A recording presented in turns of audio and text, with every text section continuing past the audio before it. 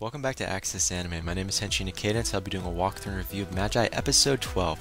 Now, if you remember from last episode, we see Judel being defeated by Yugo, and Yugo being defeated by a princess from the Ku Empire. Really, I did not see that coming. Now, at the same time, we see this princess saving Judel and using one of her subordinates to heal him. Kind of interesting. I can't wait to see where this is going to go, but sadly Judel is still passed out and he doesn't join the fight. Now again, we do see the princess defeat Yugo, and Yugo retreats back into the flute, so he's no longer in the game. He's out for the count. Now we see Aladdin jump right in and take the offensive and attack the princess. So he's got really big cojones to take this princess on, and I love the fight. Now at the same time, we see this princess tell all of her subordinates to kill and attack all these citizens, as well as Morgana, Alibaba, everyone in general. Now we see Sinbad jump right in, and he uses his kingly status to talk with his princess and convince her to back off and retreat. And she ends up listening, ironically. Now the end result for Aladdin is that he passes out because he's trying to revive Yugo, which has been defeated by the princess. And again, Yugo retreats back into the flute, and Aladdin's trying to revive him by giving him his Magio. And it makes sense, but he collapsed in the process because he doesn't have a lot left. Now, I should point out, Sinbad notices something on Aladdin's flute. Apparently, Yugo's his star has vanished. Just thought I'd point that out. Now, moving on past that, toward the end of the episode, we're introduced to a new character, General Burkek, and he's actually escorting the Deputy King, who is trying to see Alibaba. Now, I should point out, General Burkek does know Alibaba. In fact, he's the one responsible for teaching him all those sword styles. Just thought I'd point that out and put that out there. Now moving on past that, we do see the Deputy King trying to talk with Alibaba, and we find out the Deputy King is the one responsible for leaking out all this information to the Fog Troop. Now the reason why he's been doing this is because he doesn't agree with the current Bulbad King in general and how he's been ruling. Now there's a reason why. Now apparently there's a currency called Fawn that's been circulating throughout the Bulbad country in general, and Fawn is paper currency made by the Ku Empire. So apparently the current king of Bulbad is actually siding with the Ku Empire. I'll explain that a little more just briefly. Now a Fawn is paper currency.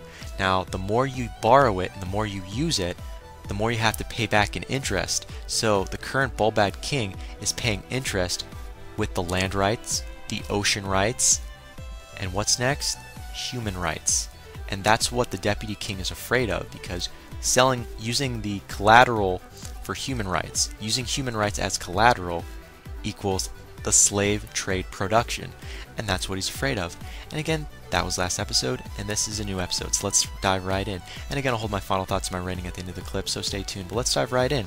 Now, we open up this episode exactly where we left off, with the Deputy King, and he has more information. Now, apparently in 5 days, there's going to be a signing ceremony. First of all, the first signing ceremony is going to be with the current King of Bulbad, Abamid. Apparently, he's getting married to a princess from the Ku Empire. At the same time, there's going to be a signing for the contracts to be used for the people of Bulbad as collateral. And that does not sound right at all. It's going to lead to the slave trade production. Now, Sinbad's hearing all of this information, and he's not going to go along with this. Neither will his people from Sindra, as well as his allies. So he basically tells the Deputy King he's going to object, as well as everyone from Sindra, they're going to object. That's a good political move in my opinion, but it's still not going to do anything. Moving on past that, we do see General Burkek as well as the Deputy King actually step out and take their leave, and they're done in general. They do wish, however, that Alibaba step up and do something. Just putting that out there. Now we are taken to a different scene with Alibaba, and he's actually in the room with Aladdin, who is passed out, and they're kind of talking, or should I say Alibaba is talking to Aladdin even though he's passed out, and you hear his stupid sad story. That's right, he's got a sob story, a really sad story, and I don't want to hear it. I really don't. He keeps going on about it, and then eventually he starts praising Sinbad and looking up to him. I'm like, that's a lot of weight on your shoulder to compare yourself to Sinbad. I mean, he's a great guy, but you're two different people. But moving on past that, we are taken to a different scene with Sinbad as well as Jafar, and he's pointing out that even if Bulbad King, even if the current ruler of Bulbad is stopped, is killed, is pushed off the throne, that doesn't eliminate what's currently wrong with Bulbad in general. Their economy is shot and they need a new ruler. Just by getting rid of the king is not going to solve anything. That's just one piece of the puzzle. You know, there's a lot more that's involved with getting rid of someone. You get rid of him, you got all these problems that this guy left. And you know, that's a lot on, you know, Alibaba's shoulders. But moving on past that, we also find out Sinbad is putting Alibaba down. I just thought I'd put this out there because while, you know, Sinbad's talking with Jafar, he's drinking liquor. And he's talking about Sinbad behind his back, and he's pointing out, you know what? Sinbad's not all that great. You know, he's got his flaws. He's just, you know, putting Alibaba down. Now, while they're talking, Morgana passes by and she overhears it. She jumps in and she defends Alibaba. I was like, wow. Because if you remember correctly, Alibaba is also responsible for freeing Morgana. So I just thought I'd put that out there. Now, moving on to a different scene, now we see Sinbad, Alibaba, as well as Morgana, and they're kind of talking in general about how the current empire expanded and what it once was. Apparently, the Ku Empire used to be like a small, dinky little piece of nothing, and then they started to grow because of a Magi known as Judel. So that's interesting because now they're this military powerhouse, you know? They're a force to be reckoned with because of Judel, because of a Magi. So moving on past that, what does Sinbad, well, not Sinbad ask in general, he describes it, but what does Alibaba ask? What is a Magi? We've heard this how many times throughout this series? What is a Magi?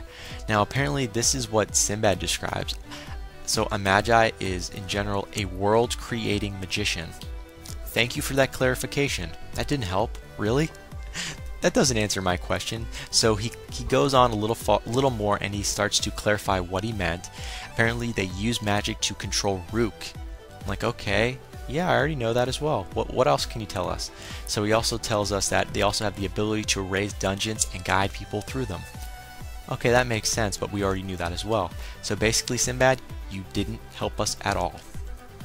You didn't tell us what a Magi is. You just described kind of what they are, but not in full length. You know, fill in the gaps, buddy. That's all I can say.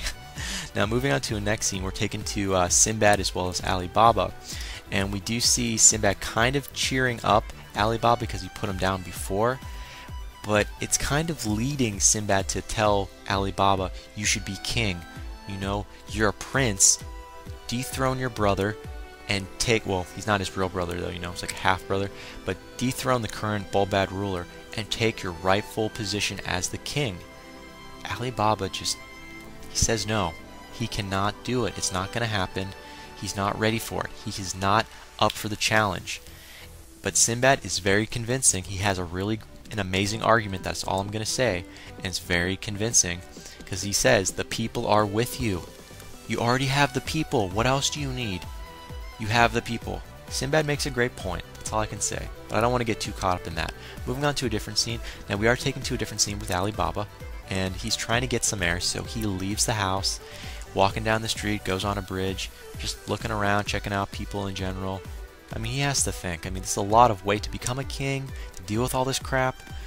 Yeah, he needs some time to think. So he's thinking, and he gets recognized. Some of the people notice that he's the Prince of Bulbad, and they start approaching him, asking how was the talks going with the palace, and all that jazz.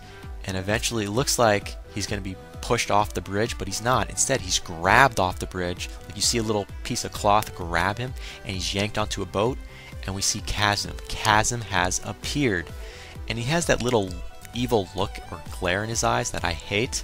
So I never know what he's thinking. So we're taken to a different scene with Chasm, and he's telling Alibaba he knows everything that happened in the palace, and he knows everything. And apparently, just putting this out there, he wants to start a war with Bulbad, because that's all he's left with. I mean, he has nowhere to go. That's it. He's out of ideas. So he basically wants to topple the monarchy. That's his plan, and he wants to supply all the citizens with weapons. And that doesn't really add up. But we are taken to a different scene and introduced to a new character, but he doesn't have a name. We don't have a name for this character. I was like, what? So they give him, he's called the Arms Dealer. Obviously we know what an arms dealer is, but this new character, he's being introduced as an arms dealer, but we don't know what his name is. And apparently he's responsible for giving the Fog Troop magical weapons. At the same time, he also tells the Fog Troop about the King's slave plan. That's how Chasm knew about everything. Now, again, we are taken to a different scene, and he wants an all-out war. This is Chasm. He wants an all-out war. He's gun-ho about this because he has nothing else to do. He's out of ideas. Like I said before, he's out of ideas. Chasm has lost it.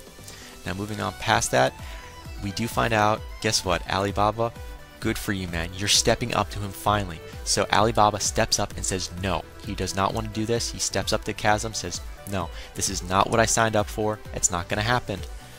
And guess what, Chasm punches Alibaba. I'm like, what? Well, he is a bad guy technically. It's like Pirates of the Caribbean. Pirate. So again, Chasm punches Alibaba and tells him to get out and says, next time we meet, consider us enemies. I'm like, wow. So moving on to the next scene, we see Sinbad and Jafar, and they're talking, and then we see Alibaba appear out of nowhere, and he wants Sinbad to teach him how to use his Dajin properly so he can protect his country. I love where this is going. So we're taken to a different scene, and we see Alibaba and Sinbad training outside, and Sinbad's kind of explaining how to use his Dajin to the best he can, something called a Dajin equip, and moving along the lines of the Dajin weapon equip, exactly what the princess was using in the last episode. But he hasn't mastered it yet. Only Sinbad has mastered it. Alibaba, not so much. That's all I'm going to say about that. Now, taking on to a different scene, we kind of overhear Sinbad mention there's another way to gain Magio, but we don't get to know how. He doesn't say it because he just gets cut off. So I'm interested to see more about that. Now, moving on toward the end of the episode, we find out Alibaba is now resolved. He's found his resolve, and he was talking with Morgana about it, but guess what? Alibaba has found his resolve. But he got a little crazy about it. In fact, he heads to the palace to take on the king, and that's where the episode ends. Final thoughts? Well, first of all, is Alibaba crazy? He went there by himself after only having, what, 1 day's worth of training with Sinbad? He's got cojones, but I mean, where's he going with this? I'm just curious, where is he going to go with this? Now moving on past that, I'm interested to see if Sinbad's ever going to get his 7 Dajin back. I mean, he can use his Magio pretty good, pretty effectively, but I'm interested even more to know how is he going to gain more Magio other than how we've been seeing him gaining it. What's this other method he spoke of? We don't know. We really don't know. And one more final thought, is Aladdin ever going to awake, and is Hugo ever going to get his star back and appear? Hopefully, but we don't know right now. But again, that ends it for my final thoughts. As per my rating, I'm going to give this, I want to give this a 4 out of 5. At the same time, I feel this is a 3.5 out of 5 because it was just the build-up. This episode was about information. It wasn't about fighting, and it wasn't about emotional drama and whatnot. It was about information. So, final rating, 3.5 out of 5. And again, that ends it for my walkthrough and review of Magi episode 12. But again, comment down below, let me know, thumbs up, thumbs down, definitely subscribe, check me out on Twitter, and follow me if you like. But again, that ends it for now. Let me know what you thought of this episode, and let me know what you think's going to happen in the next episode coming out. But again, guys, that ends it for now, and I've got one more walkthrough and review to do, so definitely stay tuned. But I gotta hit the bricks, and I gotta go. And before I go, I gotta say it, and I always say it. You can't stop the access, but you can watch the feed. I'll see you later, guys.